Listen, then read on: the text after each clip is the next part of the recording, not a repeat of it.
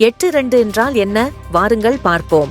பூதம் என்பது யாது? அதனது சொரூப ரூப சுபாவங்கள் என்ன? பூதம் என்பதற்கு சப்தார்த்தம் பூ மலர்ந்தது, பிரகாசம் தடித்தது, காரியம் ஊன்றியது நிலை. இதற்கு தாத்பரியம் நிலை பெற்ற காரிய பிரகாசம். பூத அக்கினி தோற்றம் என்றும் பூதகாரிய அக்கினி என்றும் பெயர். பூ என்பதில் உகர உயிரும் தம் என்பதில் அகர உயிரும் எண்ணில் ஆயின ஆகத் தொகை 10. இந்த 10 இடத்திலும் பூதகாரிய அக்கினி தோற்றம் உண்டு. கல்லுக்குள்ளிருக்கிற நெருப்பு பஞ்சில் காரியப்படுவது போல் 10 பொது ஸ்தானங்களான மண், ஜலம், அக்கினி, காற்று, வெளி, பிரகிருதி, மாயை, சூரியன், சந்திரன், நட்சத்திரமாக 10 இடங்களிலும் பூதகாரிய அக்கினி காரியப்படும்.